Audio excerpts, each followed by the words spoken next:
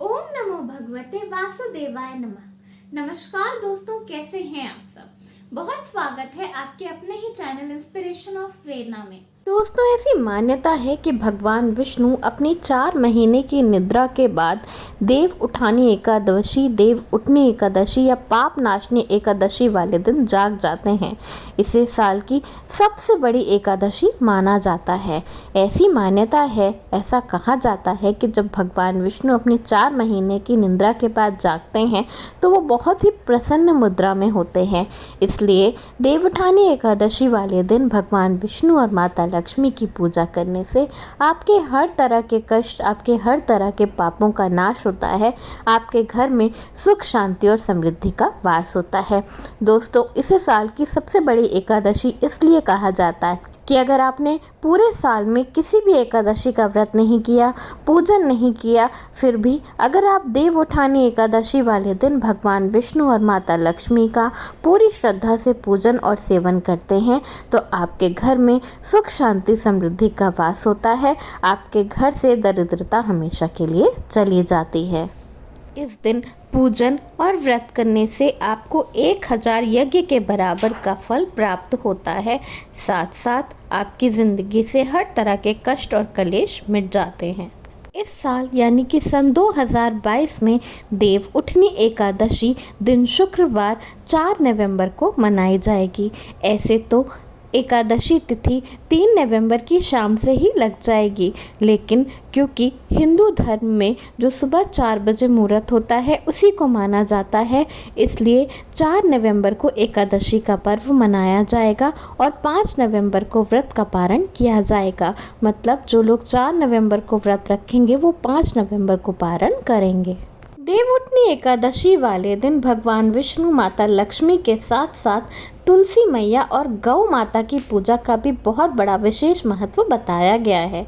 ऐसी मान्यता है दोस्तों कि इस दिन गौ माता की पूजा करने से, गौ माता को खाना खिलाने से आपको सहस्त्र गौ माता को भोजन कराने का पुण्य प्राप्त होता है। तो आइए जानते हैं कौन सी वो एक ऐसी चीज़ है जिसे देव उठनी एकादशी वाले दिन गौ माता को मात्र खिला देने भर से आपकी ज़िंदगी से हर तरह के कष्टों का अंत हो जाएगा और स्थायी रूप से आपके घर में भगवान विष्णु और माता लक्ष्मी का वास होगा। तो सबसे पहले आपको क्या करना है कि देवउठनी एकादशी वाले दिन यानी कि 4 नवंबर को सुबह जल्दी उठें। जब भी किसी व्रत या कोई व्रत आप करते हैं तो उस दिन आपको बहुत जल्दी सुबह उठना चाहिए। देर से उठने से पूजा का पुण्य फल नहीं मिलता। तो आपको क्या करना है, आपको सुबह जल्दी उठना है और नहा धोकर स्वच्छ वस्त्र धारण करने हैं जो बिल्कुल जूठे नहीं होने चाहिए। धुले हुए वस्त्र पहने जो कि लाल या पीले रंग के होने चाहिए। इसके बाद भगवान विष्णु और माता लक्ष्मी की पूरे श्रद्धा से, पूरे मन से पूजन करें।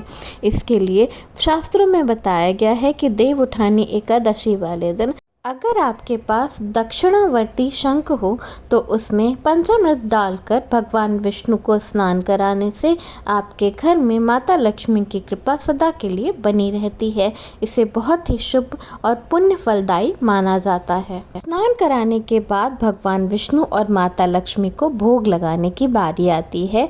तो आज के दिन भगवान विष्णु और माता लक्ष्मी को पीले रंग के मिष्ठान का भोग लगाना चाहिए। इसके साथ साथ अपने मंदिर में शुद्ध घी का दीपक जलाना चाहिए और सुगंधित अगरबत्ती भी जरूर जलानी चाहिए। भोग में आप मौसमी फल और सिंघाड़े का प्रसाद भी रख सकते हैं। इसे भी बहुत ही शुभ माना जाता है।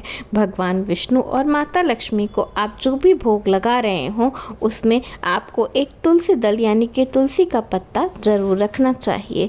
शास्त्रों में बताया गया है कि जब तक प्रसाद में तुलसी दल नहीं होता भगवान विष्णु उस प्रसाद को ग्रहण नहीं करते। भोग लगाने के बाद भगवान विष्णु और माता लक्ष्मी की आरती करें और भगवान विष्णु के द्वादश मंत्र यानी कि ओम नमो भगवते वासुदेवाय नमः का जाप निरंतर करते ही रहना चाहिए, ऐसा शास्त्रों में बताया गया है। पूजा समाप्त हो जाने के बाद जो आपने विष्णु भगवान और माता लक्ष्मी को भोग लगाया था मिष्ठान और फल का, वो उसमें से आप थोड़ा सा भाग निकाल लें और उसके साथ साथ जो तुलसी का पत्ता पत्ता चढ़ाया था उसमें से भी एक तुलसी का पत्ता निकाल लें और उसके साथ साथ जो भी आपके घर में रोटी या आटा हो जो कि आपने शुद्धता से गौ माता के लिए अलग किया हो उसे ले लें और उसे लेकर गौ माता के पास चले जाएं। गौ माता के पास जाने के बाद सबसे पहले आप हाथ जोड़कर गौ माता को और गौ माता में स्थापित जितने भी देवी देवता हैं उनको हाथ जोड़कर प्रणाम करें और भोग स्वीकार करने की प्रार्थना करें। इसके बाद गौ माता को जो भोग आप अपने हाथ से लेकर आए हैं वो खिला दें। याद रखें दोस्तों, भोग को कभी भी गौ माता के सामने फेंक कर नहीं खिलाना है। अगर आप डरते हैं तो आप भोग उस स्थान पर रख दें जहां पर आपको लगता है कि रखने से गौ माता उसे आकर खा लेंगी। गौ माता को भोग लगाते वक्त इस बात का ध्यान रखना चाहिए कि आप चप्पल को बिल्कुल भी ना पहनें। दोस्तों, हिंदू धर्म शास्त्रों में गौ माता का स्थान बहुत ऊपर बताया गया है। ऐसी मान्यता है कि गौ माता के मात्र दर्शन कर लेने से आपका दिन बन जाता है, आपकी ज़िंदगी से हर तरह के कष्ट दूर हो जाते हैं। गौ माता की पूजा करने से आपको समस्त देवी देवताओं की पूजा करने का फल मिलता है। एकादशी वाले दिन गौ माता की पूजा करने से आपको अश्वमेघ यज्ञ के बराबर का पुण्य प्राप्त होता है। बहुत ही पुण्यदायक फलदायक होता है। इसके साथ साथ गौ माता से प्रार्थना करें कि आपके जीवन में जो भी दुख तकलीफ संकट है वो सब खत्म हो जाए और आपके घर में सुख शांति समृद्धि की कभी कमी ना हो।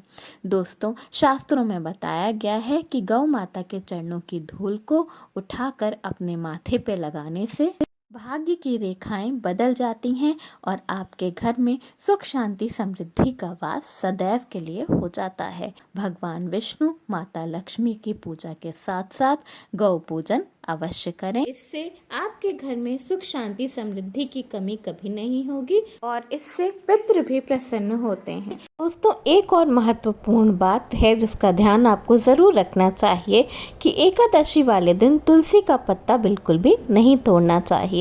लेकिन क्योंकि तुलसी का भोग लगाना अनिवार्य है, इसलिए या तो आप पहले से ही तुलसी का पत्ता तोड़कर रख लें, यानी कि एक शाम पहले ही आप तुलसी का पत्ता तोड़ लें, या फिर आपके पास जो तुलसी के पेड़ के पास अपने आप टूटकर गिरा हुआ पत्ता हो वही पत्ता आप भगवान विष्णु को भोग में लगा सकते हैं।